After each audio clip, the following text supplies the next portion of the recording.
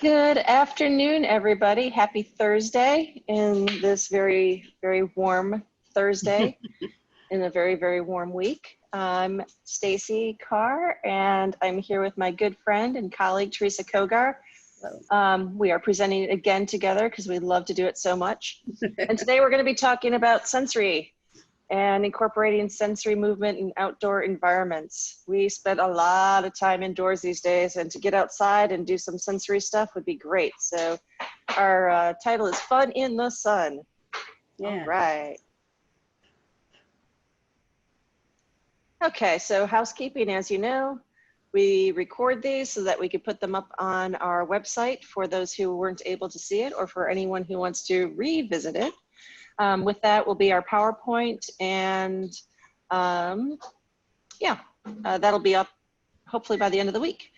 As a participant in the Zoom meeting, you are consenting to being recorded, but if you chat in the chat box, your name will be removed and all of that for your privacy. So the transcript will be anonymous. All right, so without delay, let's get started. All right, sensory processing. This is one of our favorite subjects because sometimes we forget about this stuff. And, you know, when DSM-5 came out, there was quite a hoopla about the changes and getting rid of Asperger's syndrome and things like that. But one of the great things is they really started to realize that sensory differences were quite a big component of autism. And so what does that mean? Well, sensory processing is when your nervous system receives some sort of message from any one of there are actually 8 senses. We're going to talk about 7, and turns it into a behavioral response. So when you smell roses, if you like the smell of roses, you might get a nice kind of euphoric feeling like, oh, that's wonderful. Or if you taste the most wonderful piece of chocolate in the world, you get really excited and want more of it. Or if someone touches you and you don't want to be touched, or in this pandemic and people are too close to you, you might have an adverse reaction and want to flee or want to jolt back. So those are all of our motor responses that turn into behavioral responses.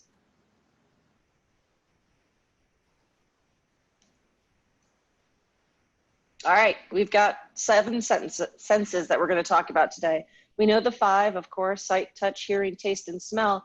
But we're also going to talk about vestibular and proprioception. And vestibular is that how our head moves as in relativity to gravity. So that takes into account movement and balance and coordination. It makes us make sense of our visual environment. So if you think about if you're running, things move by really fast. Well, if your vestibular senses are kind of askew, running is going to be challenging because things might come at you at a weird rate, or you might feel like you're having tunnel vision or things like that. This is like hand-eye coordination, but this also speaks to muscle tone and like that core stability and posture. And proprioception is the joints and the muscles. So if you think about how your body is in space and how you're moving and how the pressure feels to you. So you might want to think about some of your sons and daughters and students who really like those tight squeezes or really like to crash into things. And that's really looking at your proprioception. And what's interesting is proprioception is really kind of entwined with our touch, our tactile sense. So when you think about proprioception, it's a lot of touching and hands-on and deep pressure and things like that. Hey, Teresa, you want to add anything? Hey, hey, you're doing great. I'm on a roll. I know you're doing awesome. Well, you're so knowledgeable about this topic. Yeah, I just think, again, you know, what you said about the DSM-5, I was so excited when sensory became part of the DSM-5, because especially when I was a teacher, I kept thinking, okay, this is this affects our students so much, and quite frankly, it affects all of us, right? In some way. But again, I think I like that we're talking about vestibular and proprioception, because I really think that those are key, especially to our folks with autism. You know, when we see those kids that love to, you know, spin around, and we're like, oh, they're going to get dizzy, they're going to stop. Actually, right, they're doing that because they need to calm that vestibular system. Or those kids, like you said, who crash into things, or who stomp, who walk hard and stomp down the hallway, and we want to teach them to walk the right way, right? But they need to do that because they, again, need that to regulate that proprioceptive part of them. So I just think those two, along with the other 5 components you talked about, those two really continue just to stand out to me with our folks with autism, and the importance of looking at those. And then, as we're going to talk about a little bit, the interventions and things we can put in place to help them regulate that. Awesome. Okay, so what do we know about sensory processing? You use your senses every moment of every day, and it helps us complete activities. And if our body is not sensing things right, we might not complete our activity. So if you think about going down the hallway, well, maybe going down the hallway with all the people coming at you, you're not going to get from point A to point B because your visual field is being challenged. So you need some accommodations around that. And the way we perceive senses, everyone has different senses and way we perceive our senses. So for instance, I have extremely acute hearing. I was just gonna say.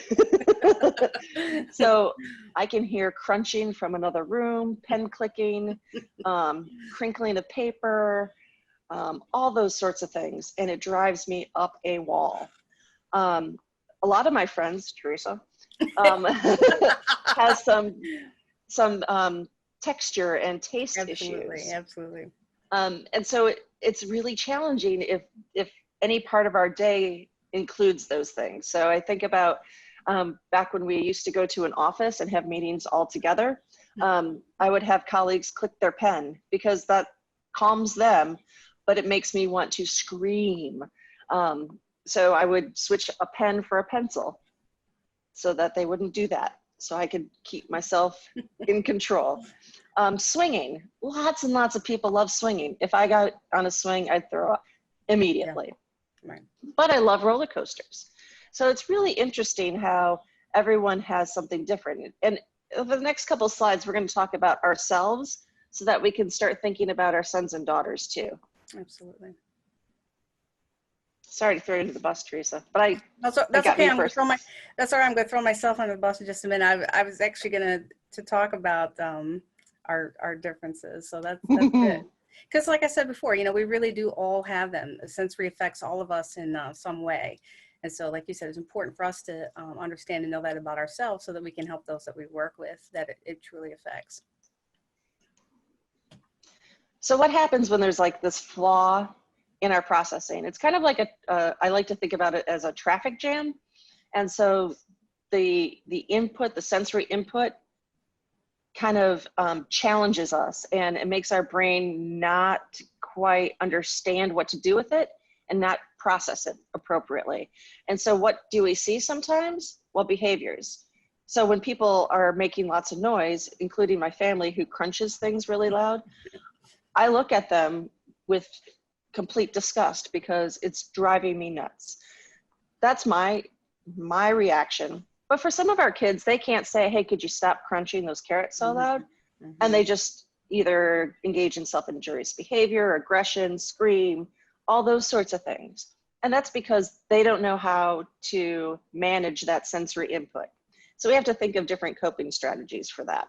Absolutely. And I'll just address some of my own, thanks, Stacy, my own food sensitivity issues, which we know a lot of our students, sons and daughters have you know, issues, for lack of a better word, if you want to say. I am very sensitive to textures and taste. I don't like my food touching, right? How many of our students are that way? And there's certain textures that I can't stand, like condiments. I don't eat any condiments.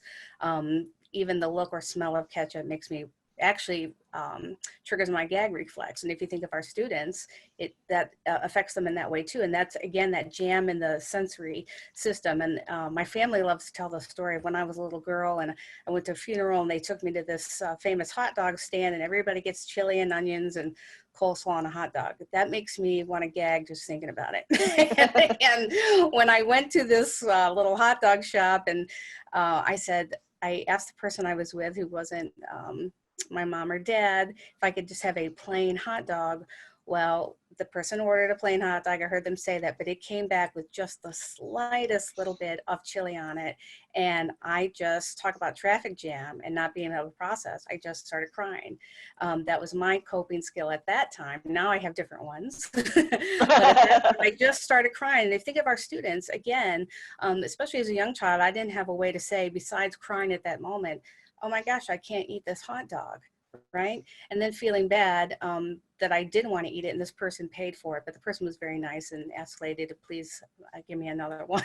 Didn't have anything on it. But again, we think about those things in school. It really does come out as behavior, and there's ways that we can really help provide choices, and again, knowing how to teach that person how to regulate. Now, I disclose to folks, most folks that I'm with, especially Stacy, I've been with them for a long time, hey, look, I've got food issues, and when I go out to a restaurant, I'm probably going to ask for a sandwich without all of this stuff on it, so just be patient with me while I do that. But you are eating guacamole now. Yes, right. And that is huge. Yeah, that is huge, right? I would have never eaten guacamole before. So even though these things can cause these flaws and these traffic jams, right, you can work through them. It takes Absolutely. A long time, but we have to think of those coping strategies so that we can get past that. I know a lot of folks have very, very restricted diets because of they only like a certain texture or a certain flavor. And so we have to just ever so slightly introduce something close, but pushing it just a little bit. And multiple exposures help. The fact that I live with noisy people and they crunch and they crackle all the time, I can't just walk out of my house. So I have to, do some self-talk and breathing and realize you could tell them, please don't crunch so loud. But honestly, you're going to be with people all the time that have these things that are going to annoy you, and you can't act out. So we're going to talk about that too. So another piece of this whole sensory stuff is it really impacts things like social and emotional and communication. And we see a lot of these deficits because of the sensory piece. So imagine developing relationships when I think of some of the adults that I work with that peers want to go out and have dinner and they don't want to be in a crowded place, or they don't like pizza, or they don't like going to a certain restaurant. Well, that's going to put a strain on a relationship. Understanding the nonverbal cues that people have when we talk, we do that all the time. Well, if you're not processing things, you're really not going to process nonverbal communication, right? And with sensory processing, we have hyper and hypo. So hyper is that low threshold. So like in vestibular, you're thinking about like people who have hyper low threshold. They don't want to go into movement things. They won't want to swing. They don't want being over aroused. They're not going to be the babies who want to be thrown up and flipped upside down and things like that. They're probably going to have behaviors on the school bus because the school bus is bouncy and it moves in weird jolty ways. Folks with hypo or high threshold, they are going to be seeking all of that, and they're going to want to rock and spin and be flipped upside down and all those things, but they're also going to be pretty darn clumsy and have poor balance and coordination. So if you put poor balance and coordination and spinning and flipping and all that thing, you might have some some challenges and some injuries. So we need to be safe around those things. I really like, thank you for putting those two on the same slide together, because the research is really showing that these two are very much connected: social communication and sensory processing. So thank you. So one of the things that I've had the fortune of doing some sensory work with aging adults and looking at how our sensory profiles change. And as people get older, sometimes we get more rigid. And so I've worked with folks in a day setting on their sensory profiles. And one of the first things we did is looked at their caregivers and what their sensory profiles are. So the people who work at this day program, having them learn about their senses, which is what I urge teachers and family members to do also. Learn about your own senses, and then that'll help you understand your son, daughter, students' senses as well.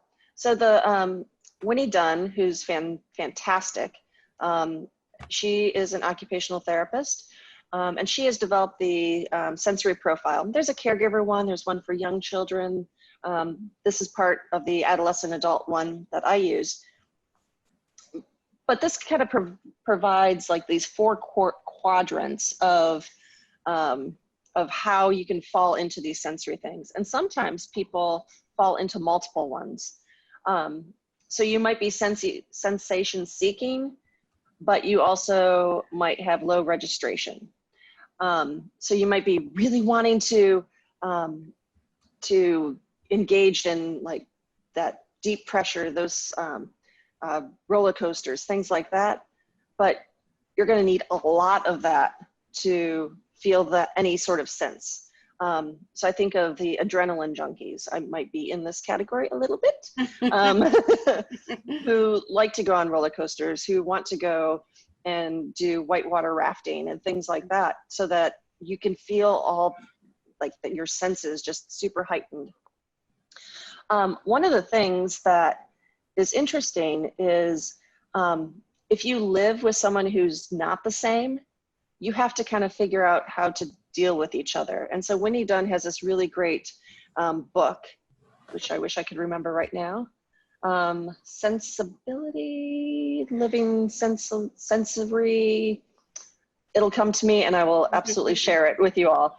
But it was really helpful for me to learn about how my kids are, how my husband is, how I am, so that I could figure out how to understand that if someone doesn't want to eat the hummus that I made because it's not thin enough or has a bad texture, it's not a fault of me, it's not a fault of them, it's just a difference. And so thinking about it more of as difference, right? Yeah. What do you think, Teresa? I think that's great. You know, I think of my my significant other who loves roller coasters, and the thought of a roller coaster makes me want to throw up. I am not a thrill seeker, as you are, as you know, but I seek sensation in other ways, but definitely.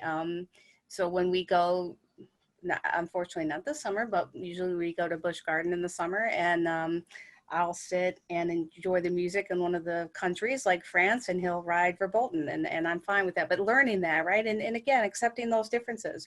I still want him to enjoy his time doing those things. And I enjoy just walking around and getting an ice cream and doing different things and filling my senses in that way.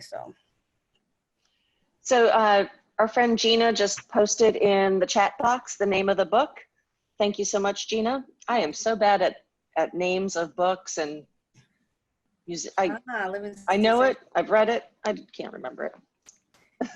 Thank you, Gina. So if anyone is interested in the name of that book, it's in the chat box. Okay, so your reaction to different stimuli. So if you're seeking, you are actively seeking that input. If you're sensitive, you are sensitive to different types of input. If you're avoiding, well, obviously avoiding is avoiding, right? You can't process it, you're gonna be distressed, you avoid it. And low registering, you don't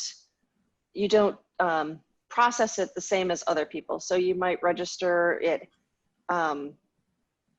as not as, like the children who don't seem to have any fear, who will climb trees and jump out and break something, and you don't know that they're in pain because they're low registering.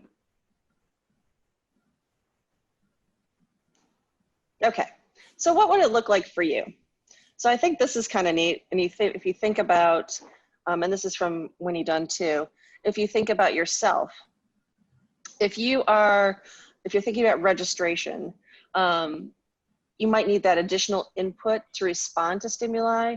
You don't seem to notice when your hands are dirty or if there's like stuff on your mouth. I think about my son who has like chocolate on his mouth. I'm like, you're going into high school, can you wipe your face? But they're really good at maintaining focus when motivated. They can really maintain focus. Sensitivity, these are the folks that startle pretty easily, really notices details, this is not me, and has really precise ideas. And I think about those who startle easy. So if you walk past them in an office and you say hi, they're gonna like jump out of their skin. Even though you might have made noise or whatever, but they're so into their details and whatever and focused that they're not able to process that information. Sensory seeking, again, this is absolutely me. Lots of adventures, lots of music, loud, woo! Likes excitement, loves change. If I could change the wallpaper or change the paint or change the furniture every other week, I would absolutely love it. No one can afford that. My family would go nuts, but I love that sort of seeking thing. The avoiding, they're the ones who only eat familiar foods. I fear bread. Creates routine to manage the day, has, you know, sometimes they'll send emails like, if you could let me know when during the month this meeting is occurring and if it's occurring, because I really need to know. Whether I think I just sent you that email, didn't I? Oh, was that you? But if you think about it, we need all these people to make the world go around, to make things happen, to make businesses successful, to make our environment successful. And I appreciate that, because I think that's an important point. Thanks. That's what I was going to say also, because, you know, I see you, right, as the top two, and I'm definitely the bottom two, right? I'm definitely those. And so, you know, I think that's one of the things that makes our working relationship and friendship, you know, run so well, is because, you know, opposites attract. And so we understand those things about each other. And again, we build on each other's strengths. And differences. So I appreciate that, because when I send Stacy that email, she I know that she's like, really, Teresa, it's going to be fine, we're going to go with the flow, but she'll, acknowledging who I am, will send that email back to me to let me know so I can create my routines and manage my day and have a little less anxiety. And you know, those are the things that we're going to talk about too in just a moment, that are just really, really important, because, you know, the underlying crust of a lot of this is that, you know, this helps regulate that behavior portion that, you know, Stacy was talking about. So that goes to the anxiety and the, and a lot of things that not just folks with autism have, but that we do as well. So. Okay. So if you think about the different sensory inputs that we talked about, things that this is a great resource, and it's from Gouda from 2016. But this chart is really helpful for parents and teachers. So if you think about your sons, daughters, students, and if you see some of these things, it gives you ideas on how you can help them. So I'm going to pick taste, for example. They like sweet foods like chocolate and biscuits, lots of sauce. That would not be Teresa. Just can can overeat at times until you're sick, and they do not like vegetables. They don't like they're green, they're crunchy, they're whatever. So things that you can do are to encourage to explore different foods, or maybe pair them with something that you like, or eat crunchy or chewy snacks, which aren't necessarily vegetables, but might be in the realm of the things that you like, but getting different textures in. They might like things that they like to suck really hard. So I think about some of my friends and the folks that I work with who like to chew or like to suck on things. And if you take a water bottle and instead of having a regular straw, you could put refrigerator tubing that you can get at any hardware store, or that's the ice maker for my son who's not noticing that I'm on this call. So you can put that in the water bottle and you can chew on it and you get that sensory input, and it takes a little bit more to suck the fluids out. But that really helps with that, getting that proprioception going on. And then helping understand portion size. So different plates, you can have section plates, you can have offer a smaller plate instead of the big plate. I know one of the things that I've been trying to do, instead of eating off the dinner plate, eating off the salad plate for my dinner, so that it's not like, oh, look at all this food, but it's this much food. But these slides will be posted, and we don't want to spend too much time on this, but you can certainly look at this, and I'll send also the link to this full article. Tracy, you want to talk about vestibular real quick? Sure. You know, again, this is one that I think of when you're talking about thrill seekers. So I think of my little niece. She's 3, and at 7:30 in the morning, she's out on her swing. She loves to swing. She loves to jump. She's always on her trampoline.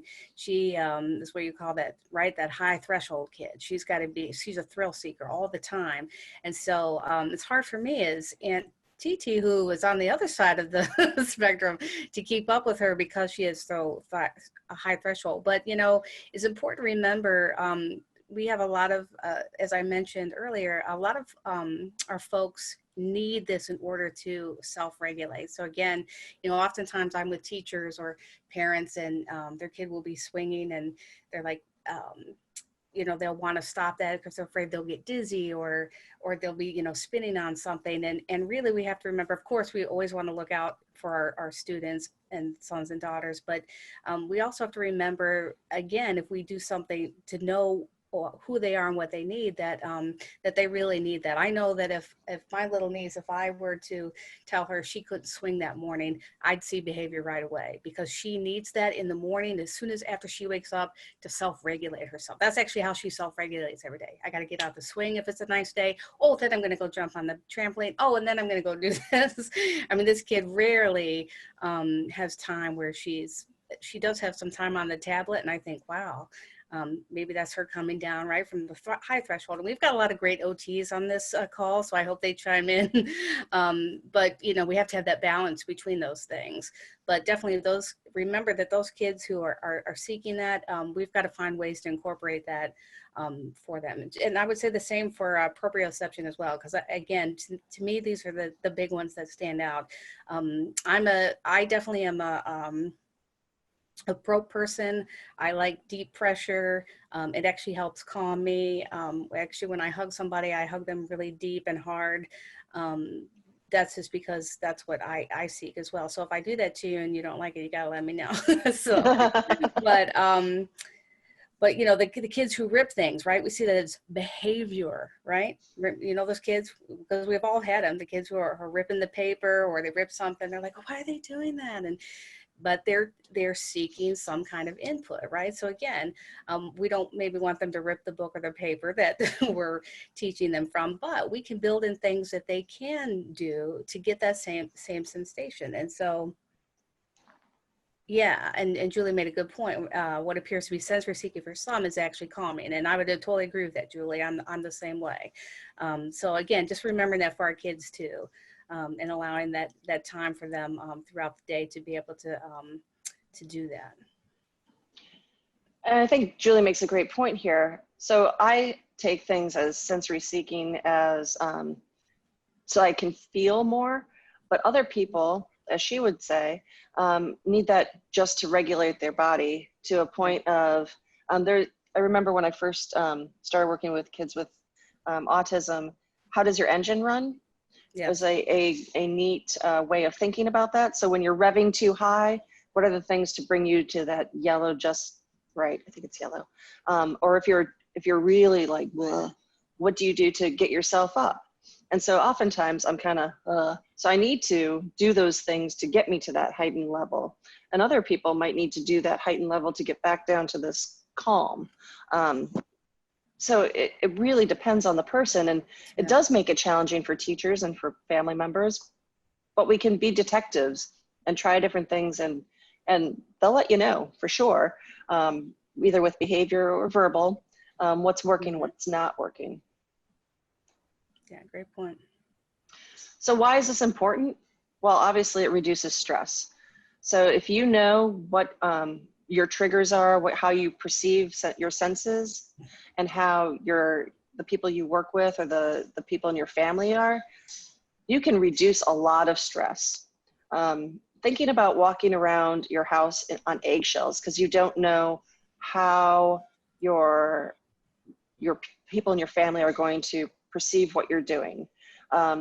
Or how about you're doing things and it's increasing other people's stress. So knowing that really can help. Regulating mood. Imagine if your sensory system was out of whack all the time. I think I'd be pretty angry, or sad, or just kind of want to go in my bed and curl up into a deep ball or something.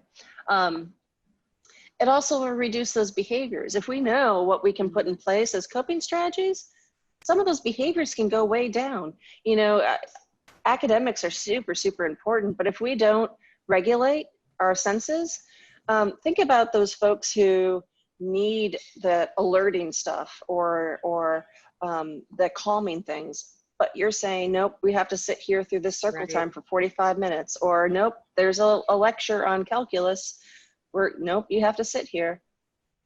And if you were told don't click your pen or don't shake your leg or those things, you're going to have behaviors, and that information, that academic stuff is not going to get in because you are so distracted by the stress of your sensory system. I think that's a really important point, because I think especially as teachers, that's where, you know, we really need to just, you know, continue to, like you said, be detectives and be more cognizant of what our students truly need. Because again, if I'm sitting during that lecture and I need something in my hand, and maybe the pen is going to bother somebody, but like you've mentioned before, what's the replacement? I still need that. And that's actually regulating, right, my mood, my stress, all of those things you're talking about while I'm in that lecture, but I'm still able to concentrate. And so that's why I know the fidget spinners and things were, you know, controversial, but, you know, things like that being taught to the student appropriate way and how to use those can really, really be helpful. And so, you know, just remembering those things, like you said, because we can do all kinds of academics, right, through movement, through, you know, providing these different sensory systems. So it's important to remember that. Keep going. Oh yeah, sure. And I just and I just think too, you know, quality of life, you know, I think of myself too, you know, thinking about regulating mood, and, you know, we know the research behind exercise, and we also know the research behind exercise and people with disabilities, right? And so we need to help make a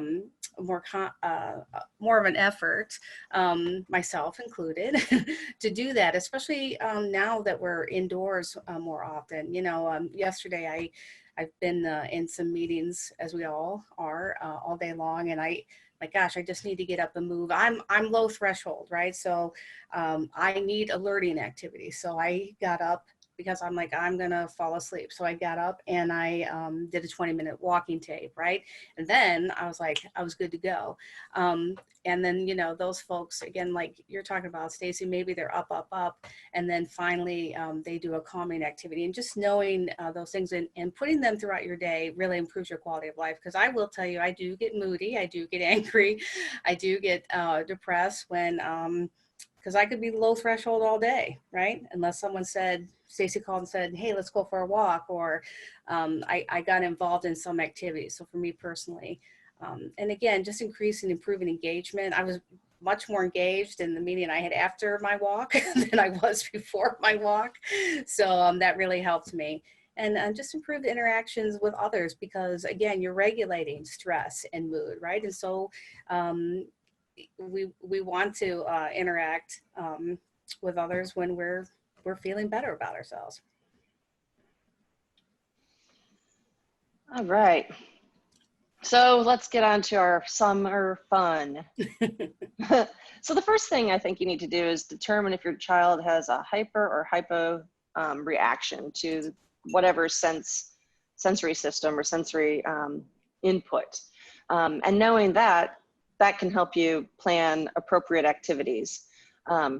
So if you have activities that your child likes, that's awesome, and it'll help them be more engaged in other more mundane tasks like chores or summer school, or when we get back to school, if some of it's online, you might need to have some of those regulating activities so that they don't become dysregulated and not able to attend.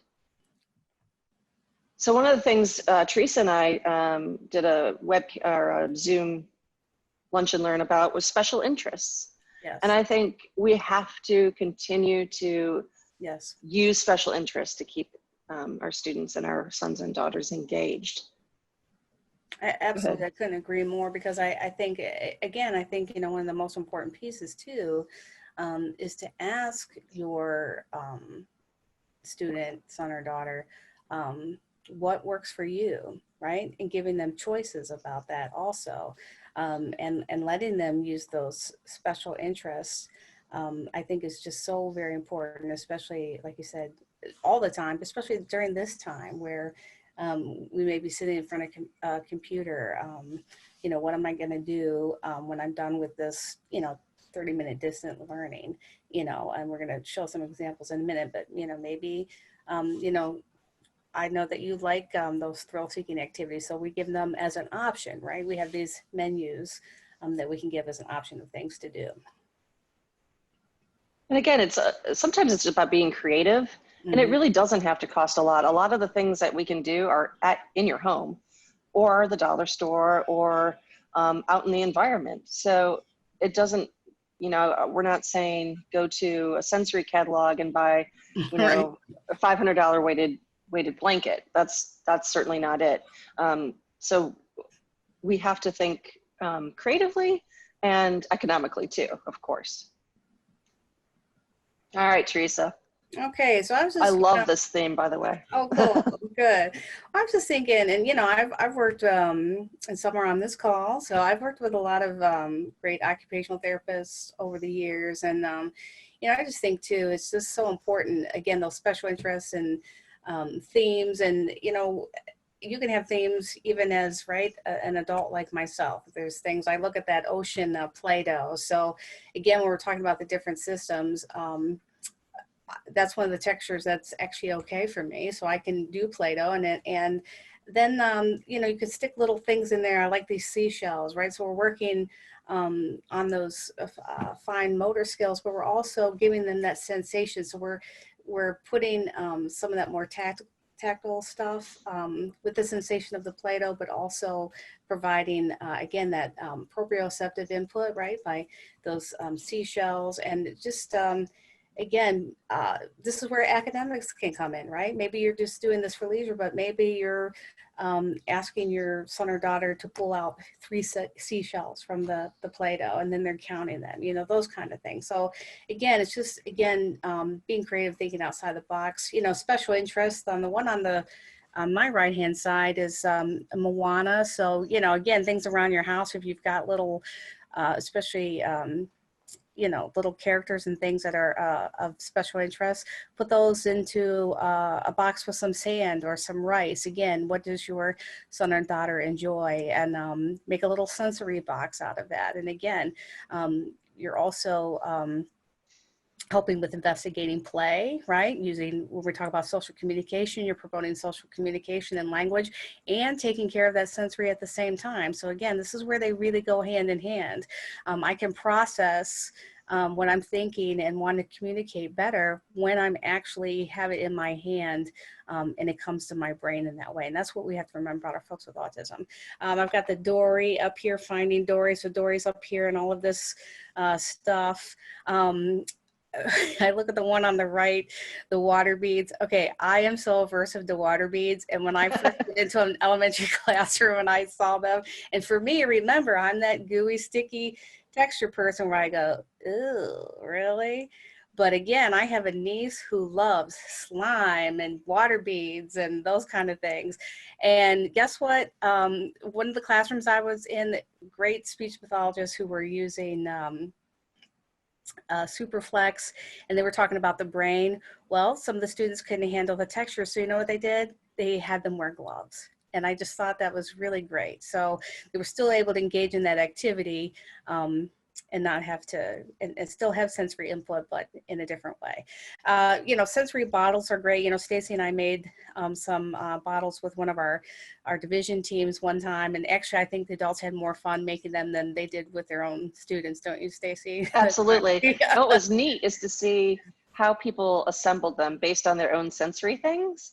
Yeah. So a lot of people had the water beads so they can kind of see them move, and some people had lots of color, and then some people just had a few things.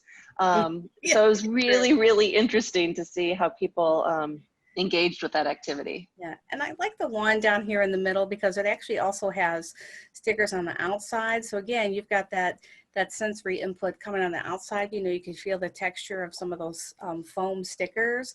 But then you can also, you know, the vestibular, see what's going on the inside. And then of course we have sand, so with some things inside. So just different ideas, especially for a summer theme. Oops. And then, sure, no problem. And then, you know, again, just thinking of those,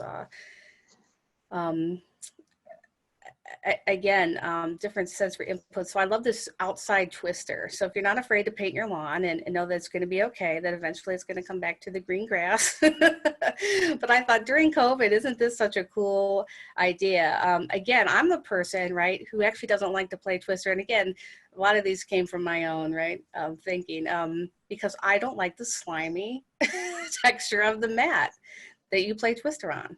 I can't stand the feel of that mat, right? So I thought, but if somebody asked me to play outside twister like this, I'd be there in a heartbeat. Now, could I do it very well?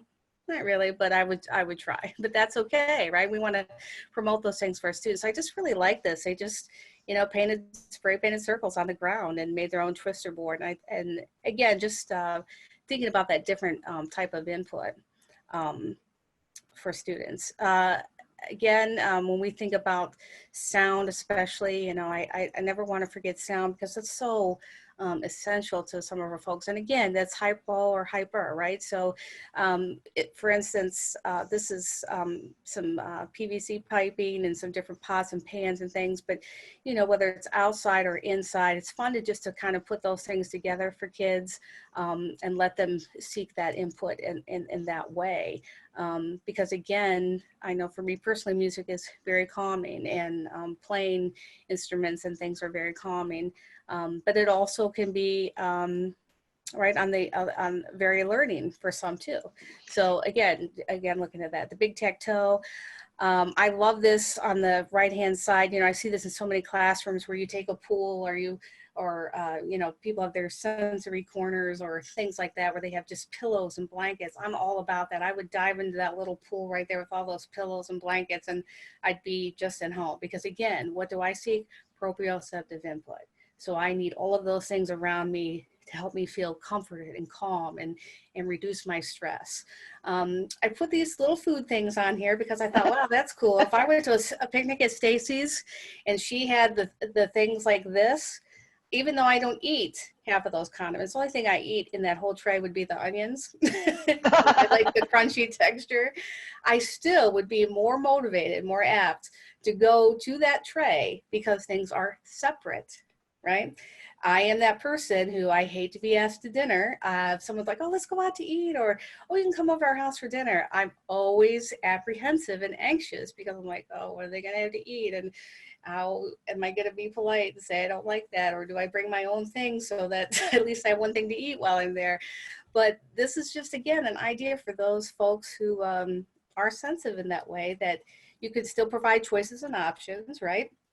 But have it in a way that's right, that's presentable, that not to make them anxious. I love fruit. But again, what do I not like?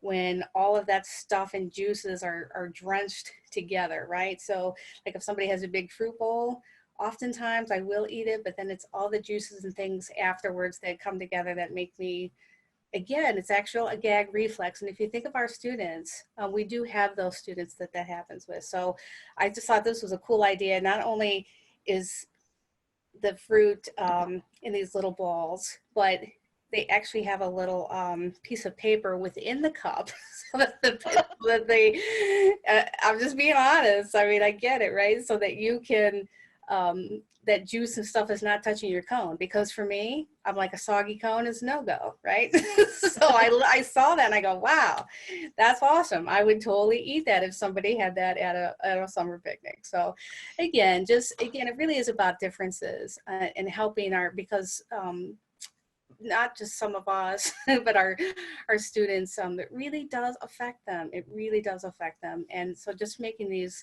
small adjustments and helping them really can truly make a difference in their quality of life. You know, a couple things that I want to add to this. First, about the foods not touching. This is a big one. And I think it's great that there are those plates for barbecues or that are sectioned.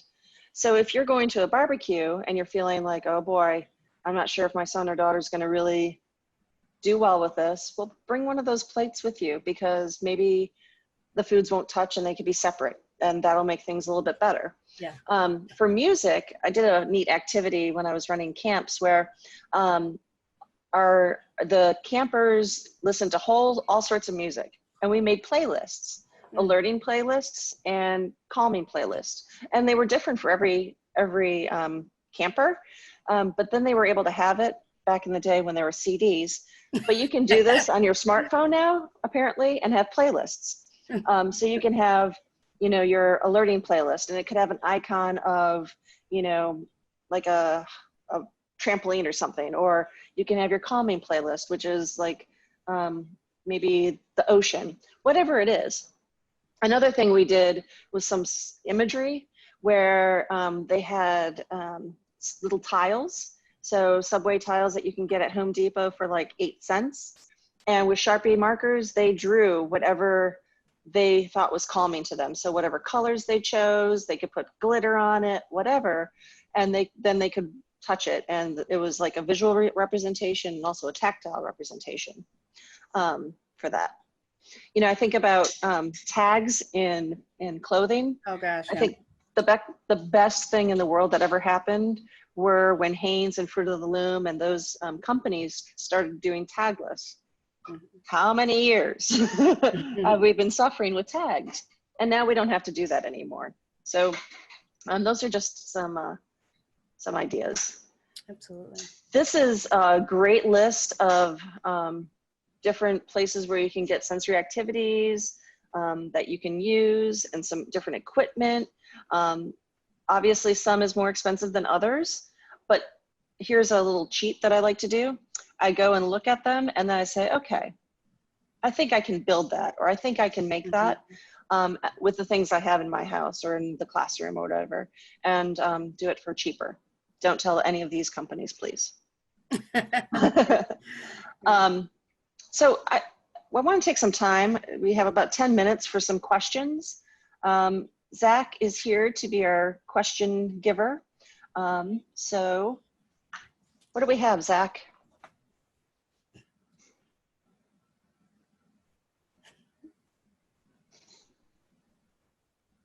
Hopefully he's not on mute.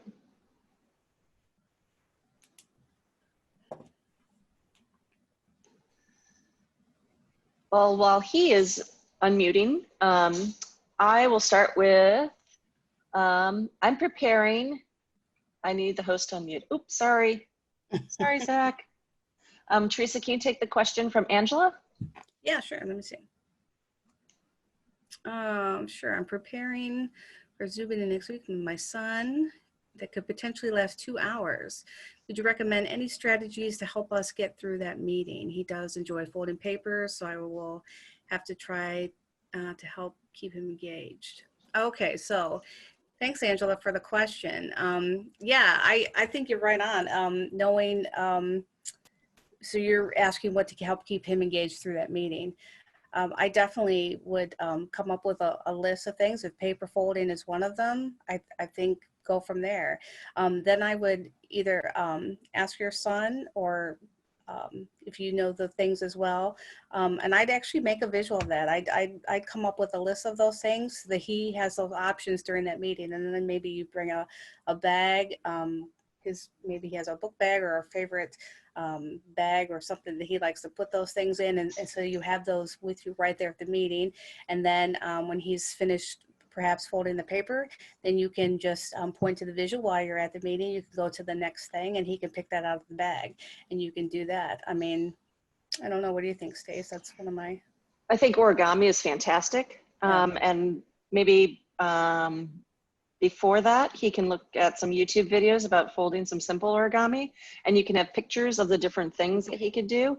So it'll, unless he has to participate heavily in this Zoom call, having him engage in folding something meaningful, it'll take a little bit longer, as long as it's not something that will be stress evoking.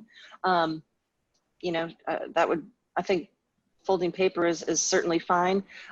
Maybe having a board with different textures. So whether it's like, it could be different types of paper. It could be like satin, something rough, sandpaper, so that he can keep his hands moving and like rubbing on those different things. Yeah,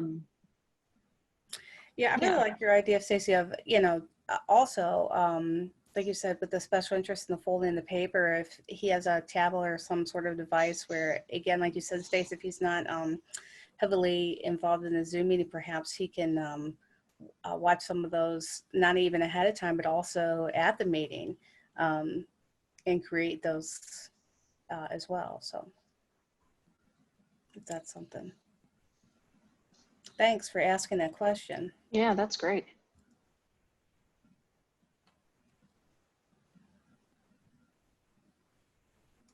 So someone asked, can someone be sensitive and a seeker?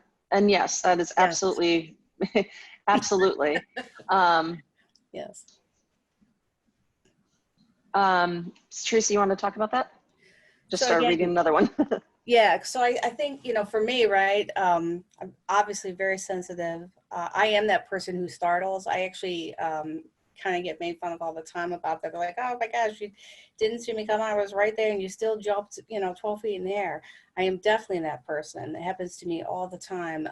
So I'm very sensitive in that. But again, as I've spoken of several times, I very much seek proprioceptive input. It is what helps regulate me. So I'm the person that has to go for a walk, that I have to do the heavy lifting, just different things to help me seek that that input. Again, I actually do sleep with a weighted blanket now because I just really, I love that weight. I'm the person that, you know, like today it's 92 degrees, but I want, you know, 10 million covers on top of me because I need that comfort. I love pillows. I love blankets. I love having them around me. So yeah, you could definitely have both. And it's just knowing what, you know, what you're seeking and being able to provide that. Absolutely. Because remember, seeking is right, that thrill seeking like Stacy is, or it's that, for me, oftentimes it's that, that calm, that regulating. My friend Catherine English, she mentioned, I think for the Zoom call, have a variety of sitting things like a ball, rocking chair, favorite stool or chair, some stress balls, maybe some puzzles, and a variety of small items that won't be distracting. So that's great. Thank you so much for adding that, Catherine. Yeah, that is great. Ramona says this is her first meeting. She has a 6-year-old nephew who I think is hyper. He loves to touch trees, flowers, and to crush leaves. He is not very verbal. How can I help him? Well, that hyper, I'm not sure if you're meaning hyper as in like hypersensitive or hyper as in looks to be a hyper child. So if he looks to be a hyper child, that might mean that he has hyposensitivity. So meaning that he needs more of that input. Right.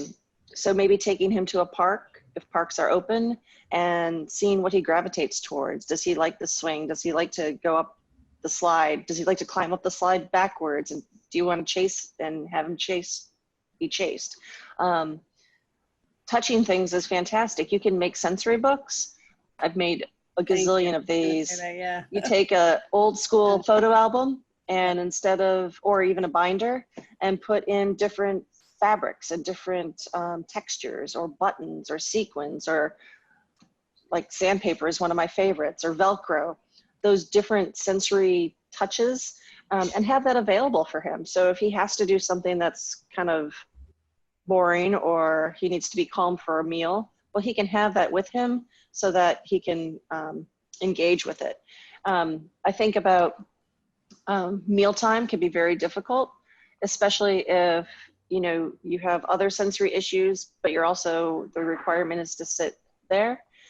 Having what Catherine said, some of those different seating options, but also underneath the table, you can add different textures. You can do that to desks too. So if a student has a desk, you could put whatever fabric they really like so they can feel underneath the desk to keep them calm, or underneath the table during those activities where you have to kind of sit still.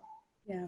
The only thing I would add, and thanks, Stace, is that, I was going to say the same thing, Stacey, about the sensory book. That's awesome because it also helps provide that visual support, right? So when we go back to that promoting social communication, you have, right, you can communicate with them on what they're seeking. They communicate with you because they have that book. And again, just providing kind of visual support. Again, going out to that park and taking pictures of, like what Stacy said, they gravitate to, and then being able to have those so that they communicate that to you. I think that's really going to help also. There's a great question. Do you know if there is a list of sensory gardens or playgrounds in Virginia? I don't know that there is. What I don't, if you want to email us what area you're in, I know that near where I am, there are things like in Powhatan, there's a botanical garden. There's Lewis Ginter. There's, Northern Virginia. Oh dear, I don't know. Sometimes the playgrounds that are ADA specific, so that folks who are have physical impairments can engage in the sensory playground. Those tend to be pretty sensory focused. Yep, the ARC is a great one. We have an ARC in Richmond that has a great playground. There's a elementary school at Mary Mumford Elementary School has a great playground. But I'll take a look, and whoever sent that, if you want to email us, I will certainly look. I'm going to launch our poll if anyone else has any other questions. This is the poll that we always do to make sure that we're on track with what people are needing. Okay, so we need to know your relationship to autism, where you're located, and if this information was useful. You know, Teresa and I could talk about this probably forever. Absolutely. Although we could talk about this and special interests and self-determination Exactly. for hours and hours. But it is your lunch hour and it is an hour. So really wanting to know, just kind of scratch the surface a little bit. And you know, you always can email us. Absolutely. And we'd be more than happy to provide more information. Next week, we're starting a 3-part series. So the next 3 Thursdays, we're going to be talking specifically about early childhood and autism. So our great friends, Stephanie Paul and Alicia Hart, will be talking about the differences in early childhood and some of the things that you can do to support young itty bitties. And as always, you can register at this link. And then please email us. We'll share all this information. One other thing that I didn't mention is Pinterest. And I may or may not be a Pinterest junkie, but there's all sorts of great resources on there and great ideas for sensory things. Yeah, absolutely. We rock the Spectrum in Loudon. It's an indoor. Thank you, Gina. Oh, cool. That's awesome. All right, everybody. Well, you have a wonderful day. It's 2 minutes past our time. Great spending our Thursday afternoon with you as always. Absolutely. And have a wonderful weekend. Thank you. Thanks, Fran. Thank you.